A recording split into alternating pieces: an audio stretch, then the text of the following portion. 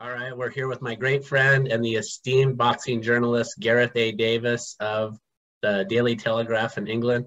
Gareth, you just hosted an event with the WBC heavyweight champion Tyson Fury. When was it? Last night?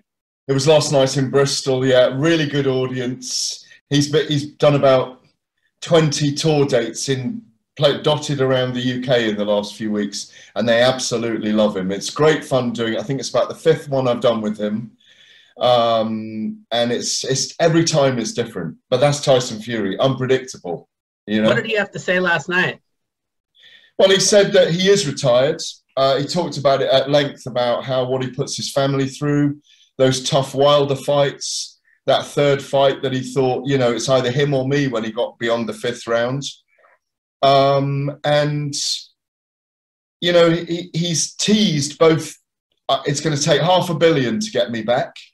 And he's also said, I'll fight Anthony Joshua for free. So work that one out. And he said, because we should give the British public free seats, 95,000 to Wembley Stadium, and just do it on free-to-air national TV and just give them a fight for free because he's not interested in the money. So he told me with that $500 million that, you know, if someone's stupid enough to throw at him, it'll test his moral conscience. But he doesn't really want to be tested, you know. So it's interesting. He's saying that's it. He's done. He's had the homecoming. 94,000 people knocked out. Dillian Whyte couldn't be more perfect than that. Undefeated. Only him and Marciano retiring as undefeated heavyweight champions of the world. And he says it's going to stay like that. Wow, that's so fascinating. And there's so much to unpack from what you just said. I just wanted to start from the first thing, the Deontay Wilder fight. I mean, you look at those last two fights, and Tyson Fury, you know, I mean, yes, he went down to the canvas in the third fight, but he really, he was so strong and he was so effective. And at the end of the day, he won those fights convincingly. It's surprising to me, anyways, to hear him talk with such candor about what he really endured in those fights and the damage that he took on and the punishment. Yeah, he said he couldn't remember a lot of it. He had lumps on the top of his head when he went back to his room in Paris. I mean, you and I saw him afterwards anyway. We had our shirts off in the what's the name of the club? What's the Hakkasan. In Hakkasan. It's not often I've had my shirt off in Hakkasan, but you know what? We're in shape, so it doesn't matter. But that was a funny night with all the travellers and the Fury family getting in there. Very few other journalists, obviously, because we get trusted access, and that was great fun. But you know, he's told his family over and over again he doesn't want to put them through it. Apart from beating Joshua and Usyk, in my view, he's rounded the era, really. But it would be great if we'd all love him to have two more fights. Yeah.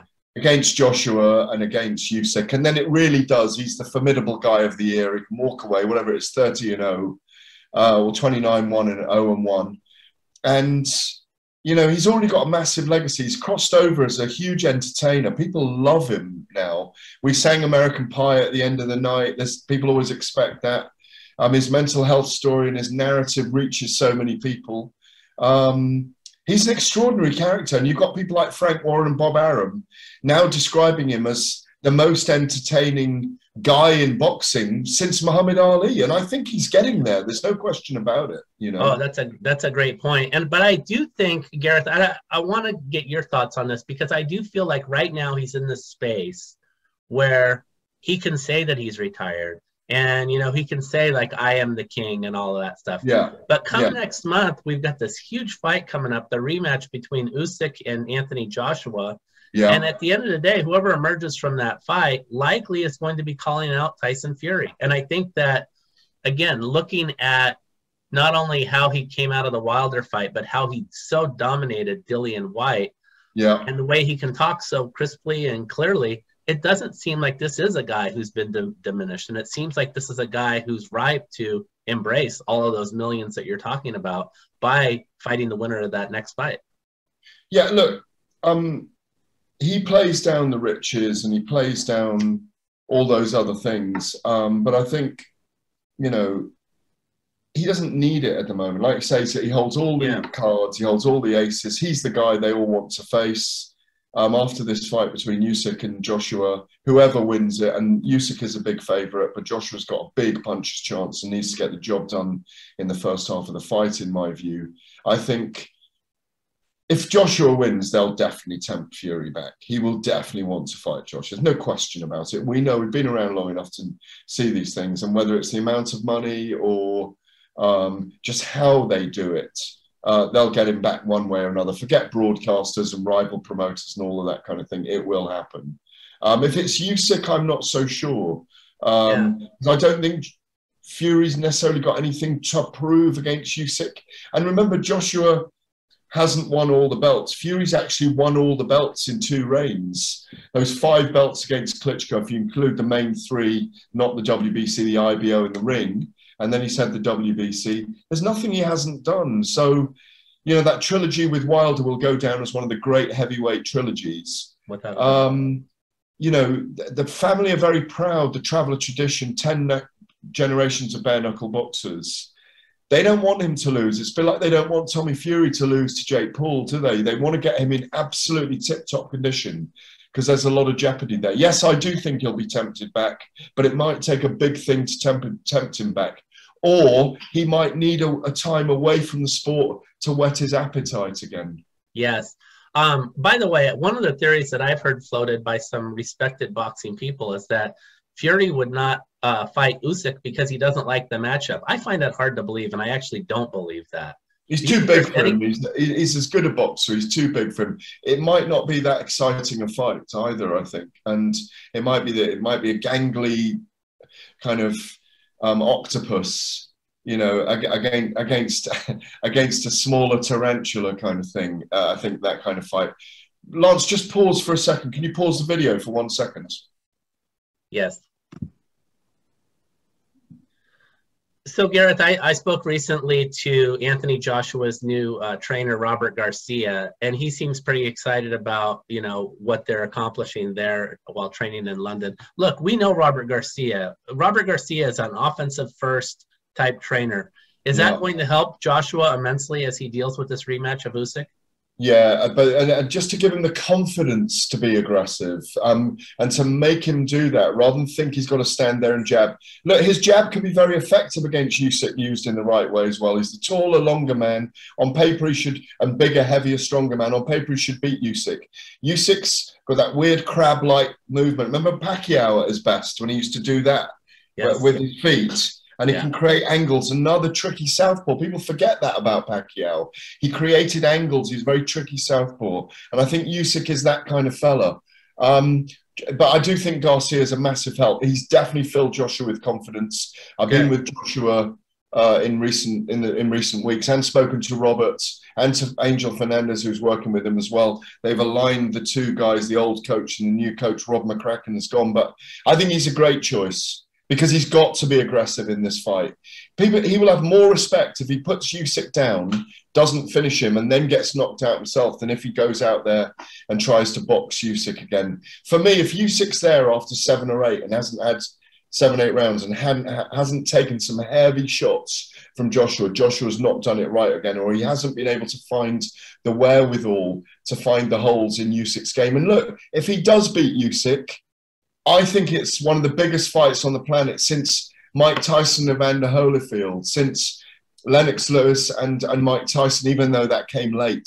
You know, those really big fights. Maybe Ali Frazier. It's as big as that. I know Joshua isn't huge in America, but I'm telling you here, you will not be able to get a ticket for gold dust for that 90,000, 95,000 at Wembley Stadium. It will be front, middle, and back. And we're old newspaper guys. It'll be front, middle, and back of all the papers in the month before. Absolutely. And at the end of the day, even though Tyson Fury may be saying that he's retired for now, you believe that that fight will lure him out of that retirement. And do you think that is that a fight that could be made this calendar year, or would it be made like sometime in 2023? It'll take some time. Remember how it took 6 months to get that fight over the line last time. Fury tells me that Joshua and Hearn make loads of demands and excuses. Look, this is boxing speak now. They ought to be able to get it over the line quickly. Remember, a year ago, we were thinking we were going to have it. We were going to Saudi in August, remember? Yeah. And then it was off, and we were going to do a rematch or a second fight, a sequel in the UK. It's definitely doable, but it needs all the heads around the table. And I suspect Fury will have a couple of exhibition fights anyway coming up. That's what I'm kind of hearing. He'll kind of go in there and do a bit of body sparring with someone or other. Someone like Nagano? No. Okay. No, I don't think so. I can't. No, I'm not. I don't think it is going to happen, that one. But I do think, by the way, because I've got to say this, the Conor McGregor Floyd Mayweather 2 will happen, and it'll happen this year. Mark my words. What have now? FightHype actually reported that first. No, they didn't. Can you say any information about where you learned? No, I don't reveal my sources. Lance, you've known me long enough. We've known each other 20 years. I do not reveal any of my sources, but I am hearing that fight is being talked about, and it's a goer in my view. Oh my gosh! Do you think you're not going to go? All the old rubberneckers to watch it, Look, Conor McGregor is too big, and he's too damaged to come back and have another serious UFC fight, which is what he has to have. But with regard to Floyd Mayweather, I think we'd love to see that again. Oh my gosh, that's going to be out here in Vegas, Gareth. So that's going to bring you out here. It will. I'll be there for Gennady Golovkin and Canelo anyway. Oh, great. It'll be great to see you. Yeah. And last thing, we have to say this. I know that the Usyk-Joshua fight is in Saudi Arabia, but if Joshua wins and does fight Fury, that fight absolutely has to be in the UK. It does, but if a huge site fee is offered of 120 million quid, 150 million dollars, they'll go there because they'll go. Look, boxing is a sport, but it's a business, and this, Lance. Money speaks in boxing, and the big fights go where the big money is, and it will probably go there because they've got a master plan of wanting to change the culture there by having big sporting events.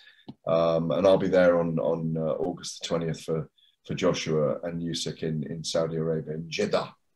All right, buddy. Well, hey, thank you so much. Safe travels, and look forward to talking to you again soon, Gareth. Have a great day. Lovely to see you, Lance, as always. You too, my friend. Peace out. Bye-bye.